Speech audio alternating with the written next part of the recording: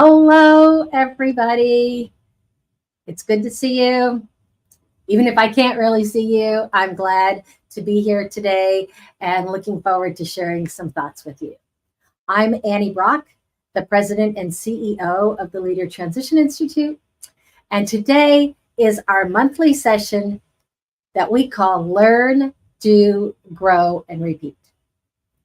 And today I want to talk about the people we need in our lives. Can we agree that we all want to get ahead in life? One question that might come from this agreement is, how do we get ahead? We want it, but how do we do it? What if the answer to this question lies not so much in who we know, but in what kind of people we know and how much time we dedicate to our relationships with these people? You may have heard the quote from entrepreneur and motivational speaker Jim Rohn. He famously said, "You are the average of the 5 people you spend the most time with." Think about this for a moment. If Jim Rohn's words are true, what does this make you? Think about the people in your lives, like these pens. Very similar, a little bit different. Actually, a couple of them are mechanical pencils. What does it say about me for the 5 that I use the most? And I can't pick those out because I really use my keyboard more than I write, or my pen that goes with my iPad. Today, we're going to talk about the value of surrounding ourselves with the right people. We're not talking about people with high balances in their bank accounts, or even those who display all those outward trappings of success: boats, fancy cars, swimming pools in their backyard. Some people just have to have the newest of everything and the most of everything. I want to talk today about the support system that you surround yourself with. I call this support system my cabinet, short for kitchen cabinet. And today we're going to explore the idea of what it means to have a cabinet. We're going to talk about who should make the cut to be included in your cabinet. And maybe more importantly, I'm going to ask you to look hard at the relationships you have right now and decide who gets the cut. And these aren't always easy questions to answer. Let's talk about the concept of the cabinet, your cabinet. To understand the concept, create an image in your mind of yourself and a group of your friends. You're seated around a table in a bar or a restaurant. Maybe you're in someone's home. And as you look around the table, you realize there isn't a person there that you can't count on in some way. This is a great gathering full of energy and potential. Everyone here is enthusiastic, and right now they're looking at you. And you can clearly see that they can't wait to hear what you have to say. You're relaxed as you lean in to begin, knowing they're going to be just as excited as you are about what you'll say.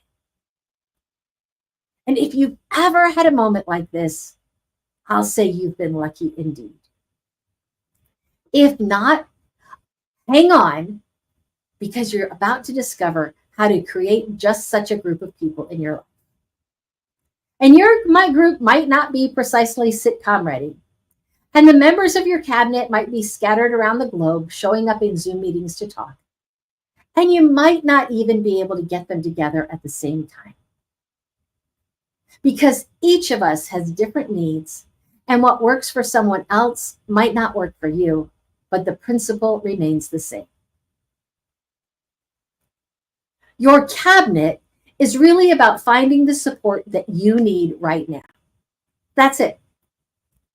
At first glance, it might seem a little selfish.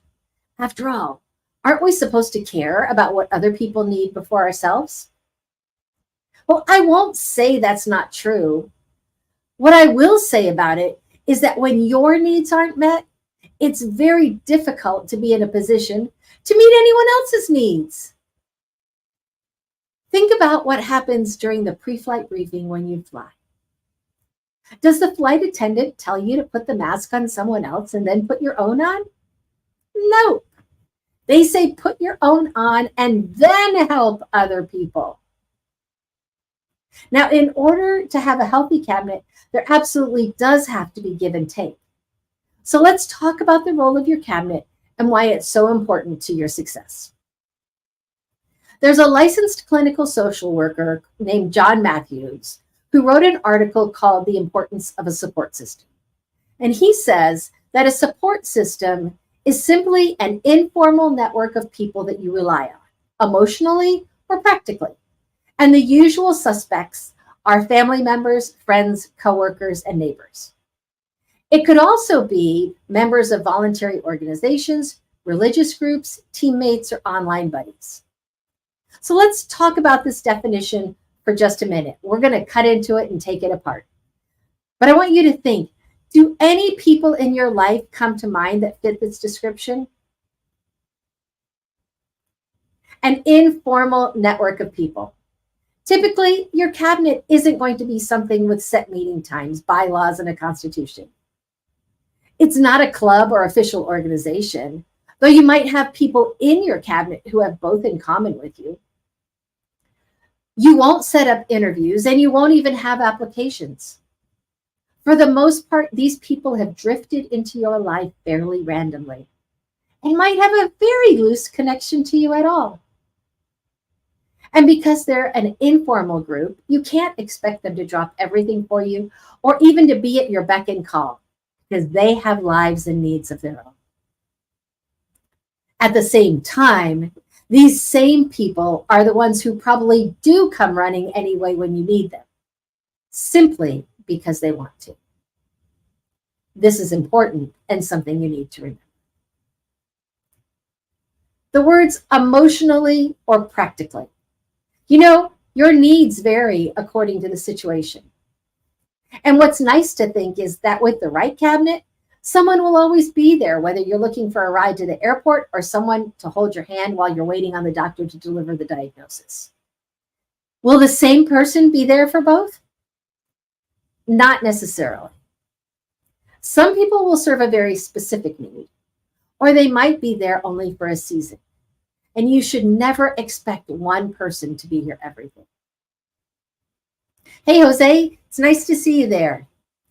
I'm glad you've got a good informal group that you can be thankful for. You know, when I say that you shouldn't expect somebody to be there, one person for everything, the reason why is because it's not fair to them.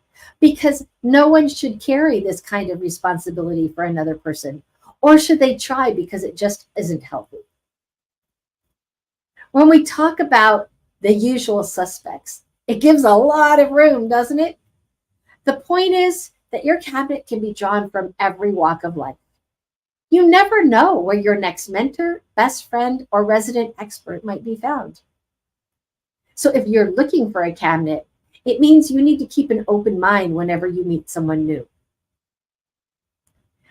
Are you asking why having a cabinet is so important? Perhaps you're saying, hey, I like to go it alone.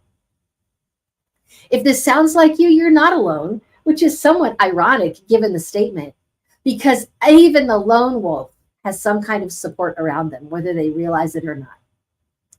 Your coworkers, especially your boss, are more often than not ready to go to bat for you, even if you've been keeping an emotional distance. And you likely at least have some acquaintances, or perhaps even family who is part of your world. Now, unless you're a hermit, you probably have been in touch with some of these people through phone calls, texts, or social media. The question is, have you been hurting yourself if you've been keeping yourself at a distance? Now, I'm going to share 8 benefits of a healthy kitchen cabinet that you might be missing out on. And I'm going to have 3 lists for you. The first list has 8 things on it, and the next 2 have 15. And you're just going to have to trust me that they're all important. I debated as I put this lesson together about whether I should leave anything out. And then I thought about getting my 2 daughters, what we did to get our 2 daughters prepared to live in their own apartments for the first time. We made a list and we looked at, particularly for their kitchen, what could we leave out for them who wanted to cook for themselves. The list was really long. And anything that we left out was going to mean that they were going to go back to the store and buy that item anyway. So bear with me today. Have your writing utensil or be typing quickly, or come back and look at this later, because all of these things are important. I couldn't leave any of them out. So the 8 benefits of having a healthy kitchen cabinet is, the first one is it will help to reduce your stress. When you can share the load with people who are around you, your stress can be reduced because you're not carrying everything on your own shoulders. And it's really nice to know it's not all up to you. Now, the very fact that you have a kitchen cabinet should tell you a few things about yourself you sorely need to know. And that's number 2. A kitchen cabinet will help to raise your self-esteem because, number 1, it shows that you're worth supporting. And number 2, you receive validation for your thoughts and ideas. And that helps to raise your self-esteem. It will also help to improve your relationships. When your cabinet is small, it's not uncommon to rely heavily on the people you do have in your life. And your significant other is most likely to carry the largest load. By having a kitchen cabinet that with many people in it, you spread this out, and that helps to reduce the burden on the people who love you. And it means that people in your life are also less likely to be stressed and will be more willing to help you without burning out or becoming resentful of you and what you need. A good, healthy cabinet can also help to reduce any chance of your having depression or lots of anxiety. When you go it alone or have very little support, that can weigh heavily on your own mind, especially if you're already doubting yourself and you feel like you don't know what to do next. When you don't have feedback, when you can't get opinions from other people, then your emotions can become overwhelming and not in a positive way. And that will make you more prone to anxiety, especially about the decisions you make. A healthy cabinet will support you and these problems will fade, which can help you to have confidence. Now, a healthy cabinet can also help you to become a better person. That's number 5. When we're surrounded by positive people who are achieving things in their lives, it's natural to want to be more like them. Being around people who are moving forward will encourage you to keep moving forward too. And this is one instance where a little friendly peer pressure can do you a world of good. And this is where Jim Rohn's quote comes into really play. You want to make sure that the people that you are spending the most time around are those people who help you become better. And this also plays out in your physical health, because when you reduce the stress in your life, that helps to create some improvement in your physical health. But maybe also you will be encouraged to eat more healthy, get more exercise, get out in the fresh air, all the things that your physical health improves by. Number 7 is you start realizing your dreams. When you don't have supporters to encourage you to reach for your goals, it's really easy to give up. What's even worse is when the people around you might be naysaying or otherwise discouraging you. And it's so important to have a solid cabinet who will come around you to keep you from falling prey to this kind of discouragement. You have to tune out the naysayers. I was doing a coaching session with somebody before this, and we're talking about the naysayers in your life. I said you have to shut them out. Even if they're relatives, you have to reduce contact with the naysayers in your lives. When you have a strong cabinet, it will help you to live longer. That's been proven by research. A strong group of people with whom you are socially involved in one way, shape, or form helps you to live longer. They don't know exactly why, but that's what the research shows. So comments, Pender says she needs to have a cabinet that's bigger. She says it's hard as a remote worker, but she's going to get in gear. Yay, Pender, I think that's critical. Get in gear. So let's talk about who makes the cut. We're going to get to our first list of 15. Who should you be looking to connect with? Now, your first thought is probably to include people with connections that can help you, or maybe who are just enjoyable or motivating to be around. And while these are great starting places, you might leave out some pretty important people if this is your sole focus. So I'm going to share some 15 different traits that you should be looking for when it comes to people in your cabinet. And maybe you'll find that one person will have a couple of these traits. And you might find that some of these traits on the surface might seem superficial or even unnecessary. But I want you to keep an open mind because you might be surprised to find out how they are important to each other. So the first trait you want to have is someone who is accountable, because somebody who can be accountable will help you be accountable to your goals. They're the people who check on you to see if you're really completing the items on your list. And it can seem annoying because they will constantly pester you until you get things done. I promise you, an accountable person on your side when you need to be more productive is helpful. Now, the second person that's really important is the adventurer. If you need to improve your tolerance for risk and start taking chances, your fearless friend will be right there with you to encourage you to take the leap. And you know what I found? If they can, that's the kind of person that will be leaping right alongside you. And the great thing about fearless people is that they are generally very much aware of the risks and will help you spot the flaws in your plan before you proceed. And you might think, why? Well, because those of us who are fairly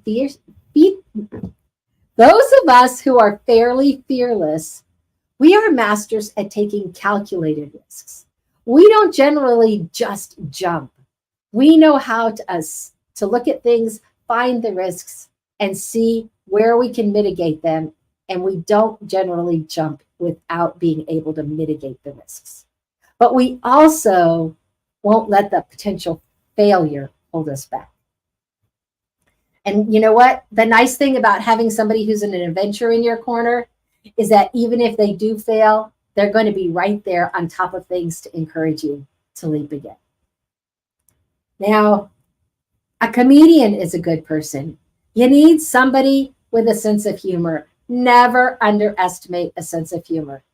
Having someone around who can make you laugh, especially when you're feeling frustrated, down, or angry, that is invaluable. Because people like that can turn your emotions and bring you back to yourself. And sure, somebody with a really good sense of humor who's primarily funny, sometimes it can feel as though they never take anything seriously. But having them around, you are not likely to bury yourself in negativity, or will you be depressed for long. The counselor, having a counselor of some kind on your list that's really critical if you're on emotional overload, because that's the person you can unload everything to. They'll let you cry on their shoulder. They'll rage with you when things are unfair, and they will help you to see reason once you're ready to do that again. Somebody who you can use as your counselor has a way of helping you to feel better.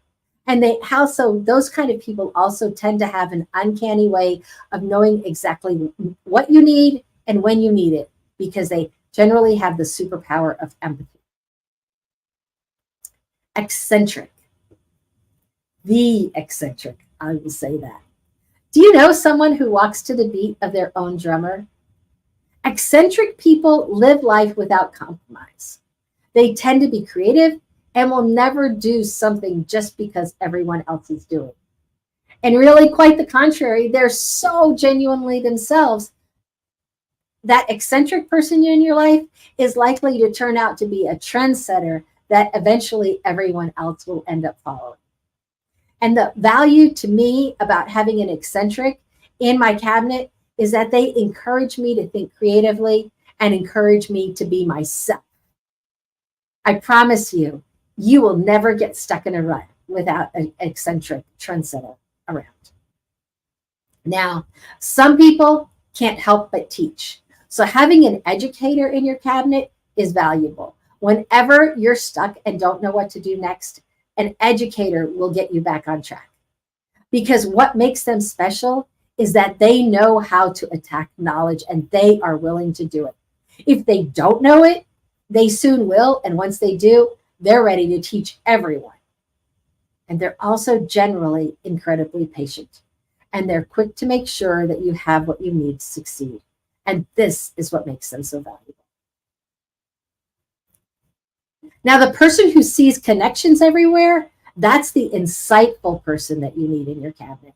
You can sit down and tell them everything that's going on in your life, and they will look at you immediately, say the one thing that cuts right to the chase.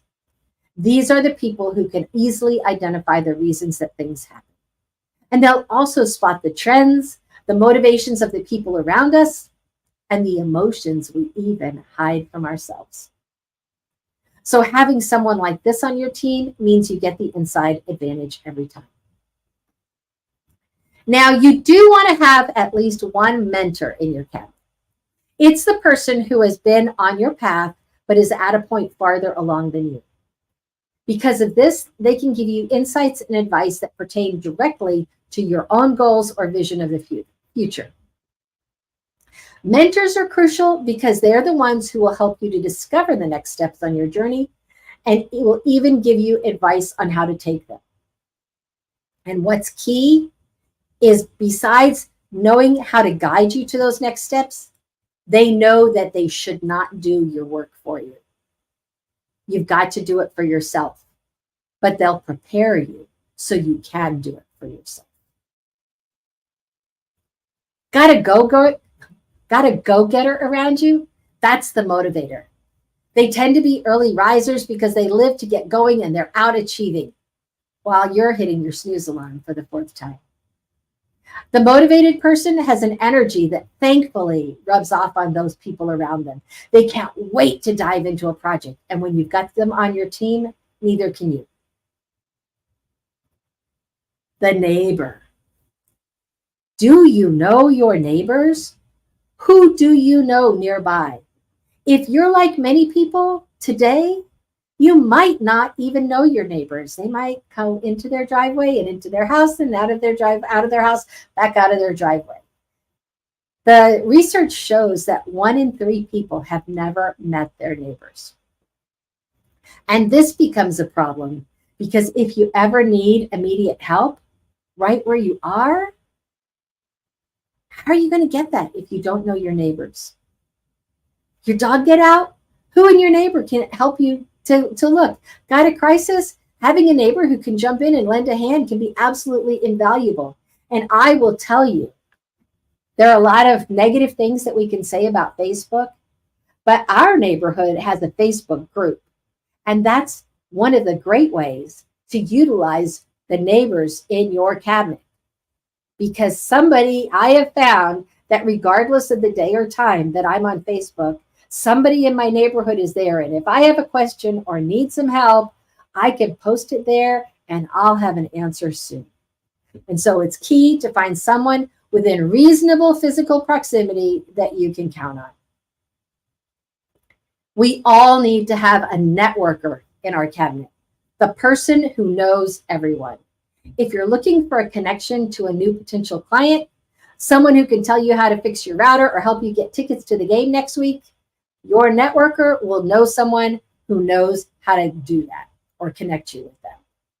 They have a connected person is a networker who has become friends with or has a good working relationship with every person they've ever met.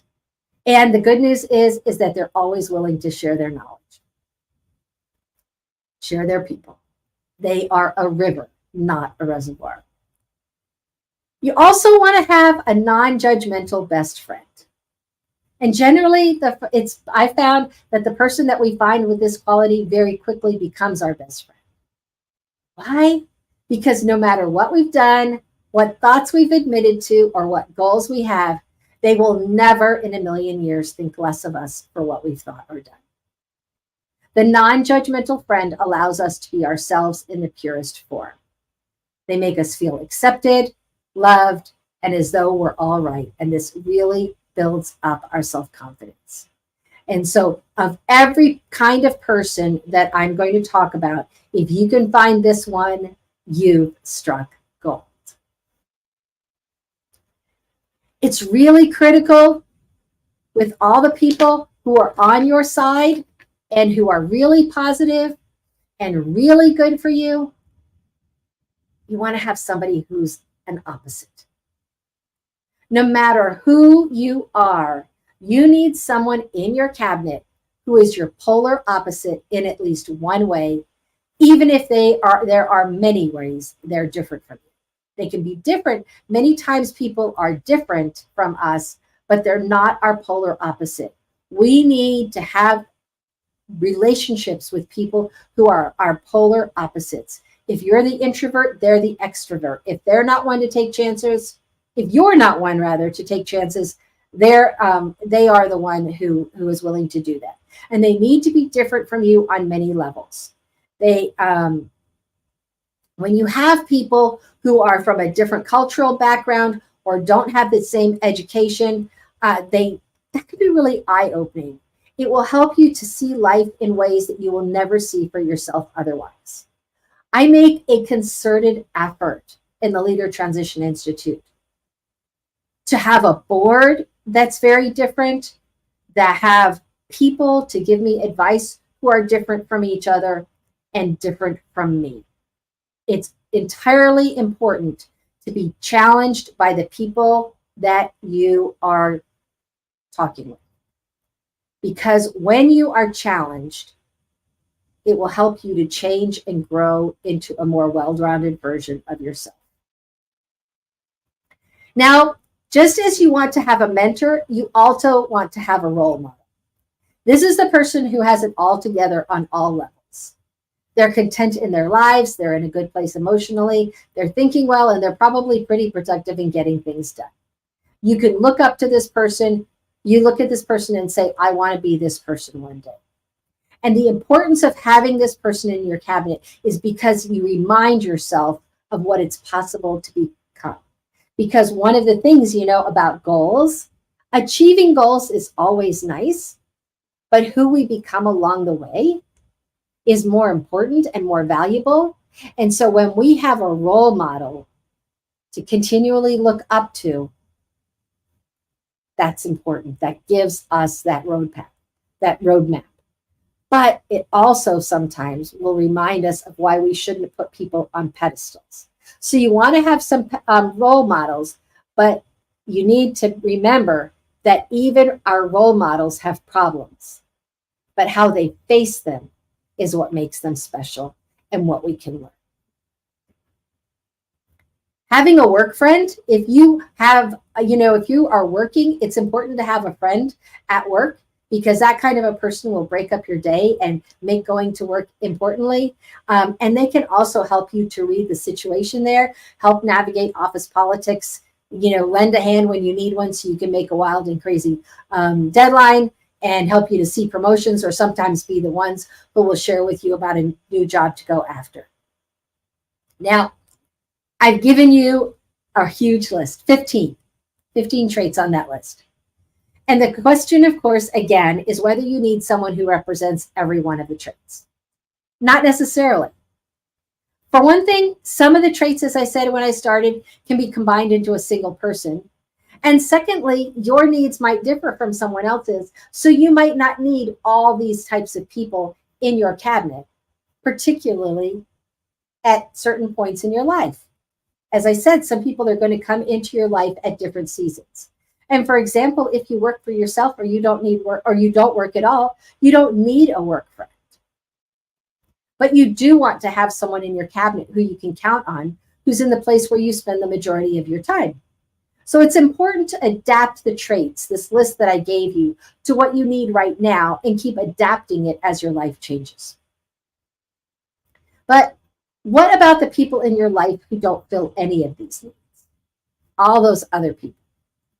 Well, there's nothing wrong with having friends and associates who aren't on your list. After all, not everyone is going to be part of your inner cabinet of support.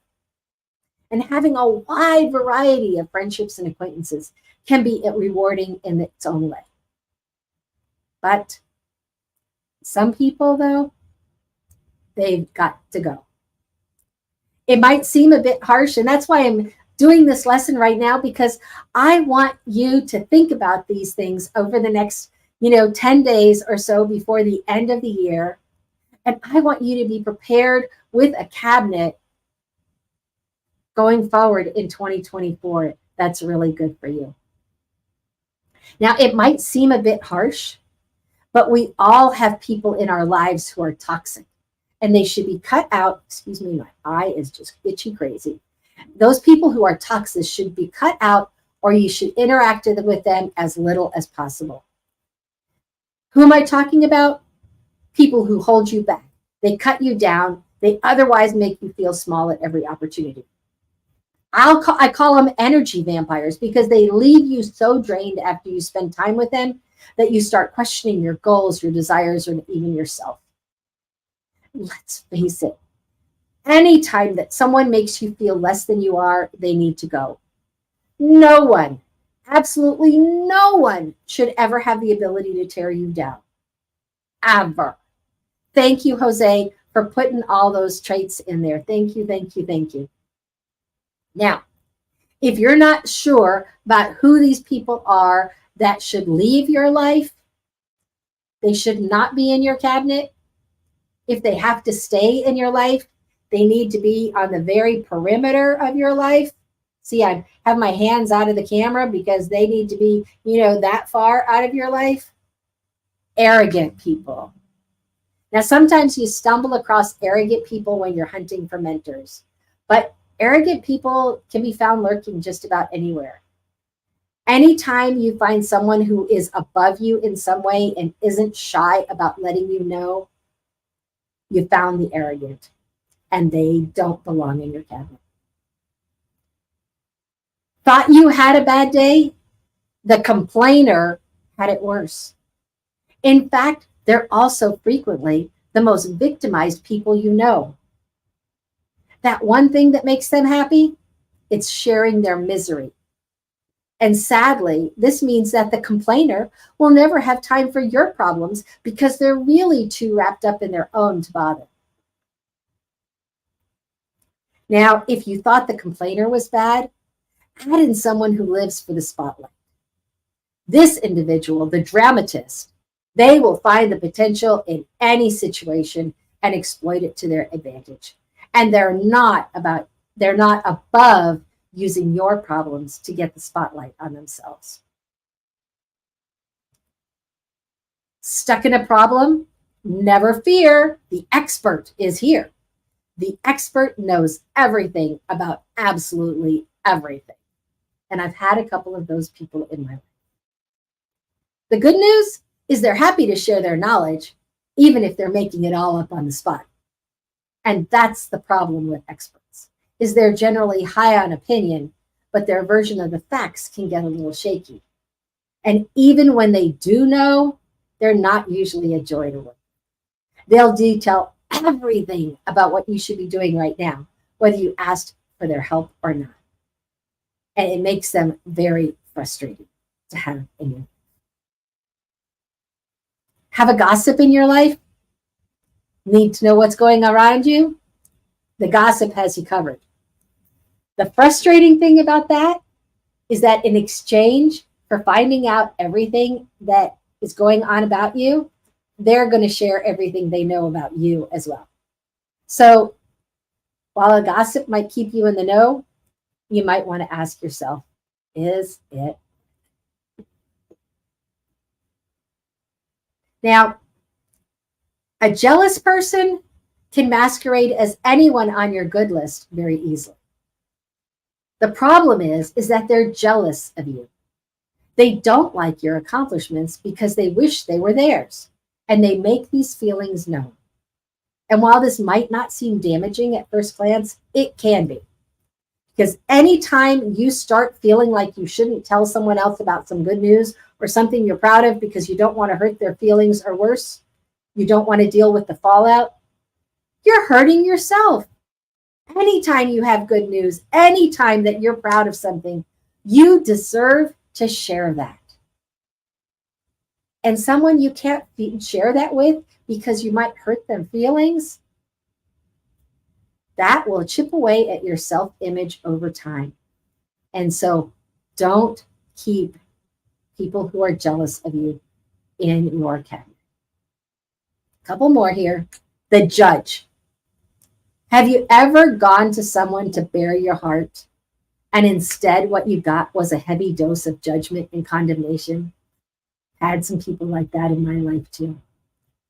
This person is there to put you down and let you know just how much you've fallen short of the world's expectations. And they will rip your self-image to shreds if you let them. So be very careful. They can kill your dreams and goals, particularly if you're trying something outside of the norm or taking a creative approach to what you're doing. There is a big difference between getting honest feedback or a concerted intervention and the kind of negative smackdown that you're going to get from the judge. The narcissist. When you're talking to a narcissist, somehow the conversation always comes back around to them. It never matters what you're talking about, or even how important it is what you're saying. The next thing you know, you're talking about them. Or more accurately, they're talking about themselves because they have a story for that too. You'll never get any kind of support from a narcissist. And they, on the other hand, will end up being supported by you because, after all, it's about them. Have you ever avoided talking to someone just because you knew they were going to react so emotionally that you dreaded their response? If so, you've met the over-emotional. And this person may sympathize with what you're going through and even be excited for you when things go right. They carry so much emotion that it can be absolutely exhausting. And it might not be a bad thing when you're celebrating a win, but if you're going through a tough time, their oversized empathy can drown you and leaving no room for your own response. The pessimist. With the pessimist, not only is the glass forever half empty, but it's cracked and the water in it has a bug doing the backstroke somewhere in its murky depths. To the pessimist, nothing you ever set out to do will turn out right.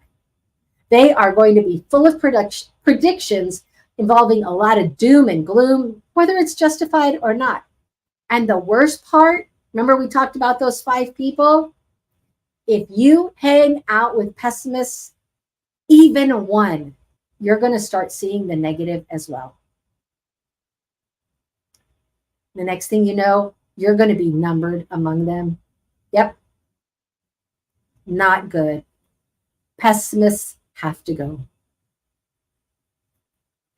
Now, there are sadists out there. Some people are just terrible people. There are people who would love to nothing better than to see you miserable or to fail simply because they enjoy inflicting pain. They're bullies, plain and simple. And what I will say is if you stumble across somebody like this, just turn around and head in the other direction because you don't need that kind of torture. And there are schemers. Whatever you've got going on, they're out to use you to get themselves ahead. This person will take anything you tell them and use it to their own ends, even if what you've said was in confidence. And they have no qualms about throwing you under the bus if it helps them on their own road to victory. And they can be hard to spot because they might look like a supportive friend and even be a valuable part of your cabinet. In fact, they'll even give you everything that you need as long as there's something in it for them. And so you have to look at their history. Are there actions that they've taken that look questionable or make you feel squeamish? Do they seem a little too interested in the details? If your gut keeps telling you that something is wrong with your interactions with a person, listen. And I'll bet you already know who they are, but you've been trying to give them the benefit of the doubt. Need a motivator in your life? The shame monger will get you to do things every time. And they'll also make you feel pretty bad about yourself as they do it. Shame mongers stir people into motion by shaming them into action. And their most frequent tools are the backhanded compliment. For example, they might say something like, "The house is pretty clean, all things considered." "You're fine.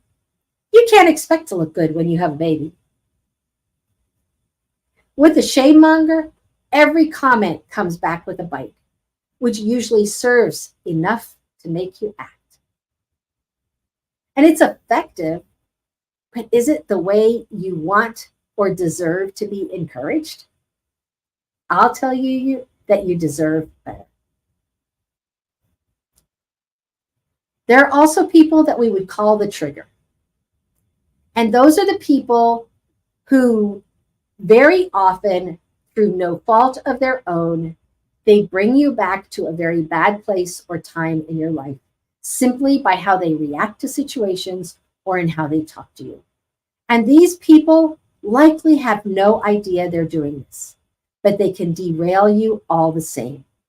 And so for the safety of your mental health, at least until you can work through these issues apart from them, it's sometimes helpful to pull back from those people.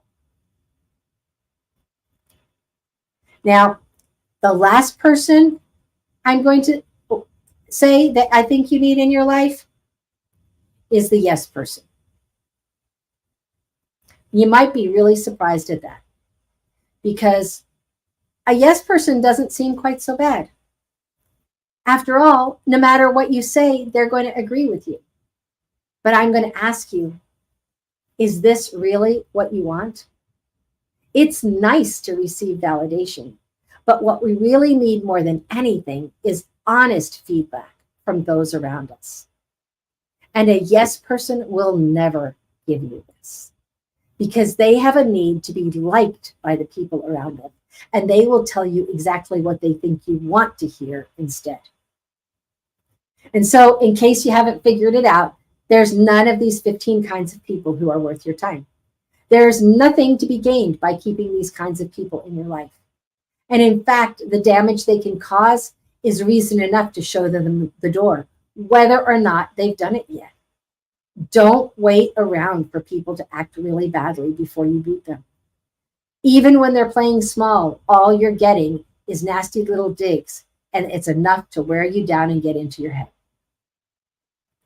But now that we've gotten our garden planted and weeded, all these things, all these people that we need in our cabinet, it's time for the important stuff.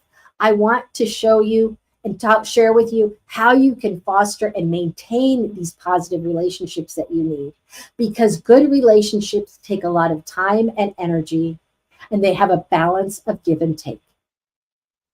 The old adage, if you want to have a friend, you must first be a friend, it's really true. So let's look at a couple of things that are important. Avoid overwhelm. Nothing kills a relationship faster than dumping so thoroughly on someone that they feel buried alive and under the weight of your problems.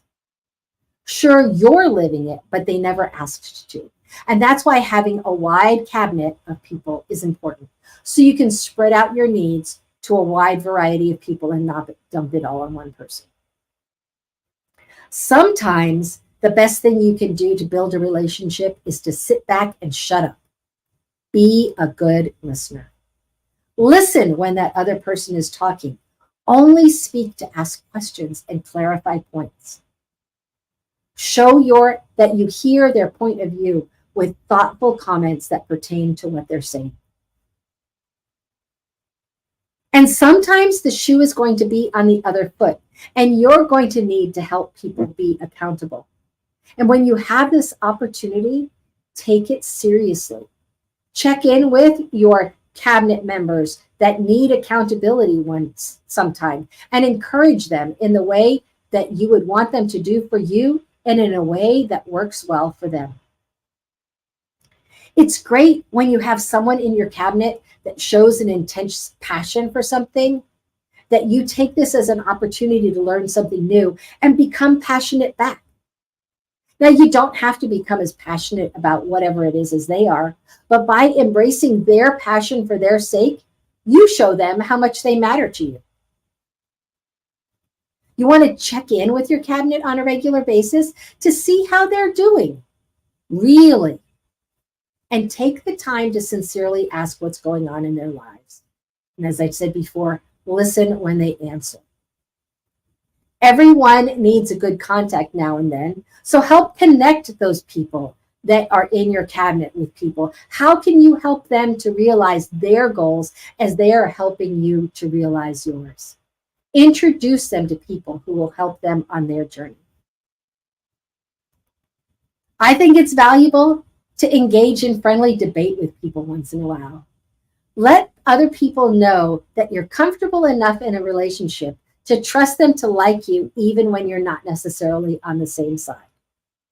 Having a civil argument can be a good thing. You'd be surprised at how much you can learn, how much smarter you can become. Don't compete with the people in your cabinet, at least not in an unhealthy way. You might want to challenge each other sometimes, but do it playfully, not seriously.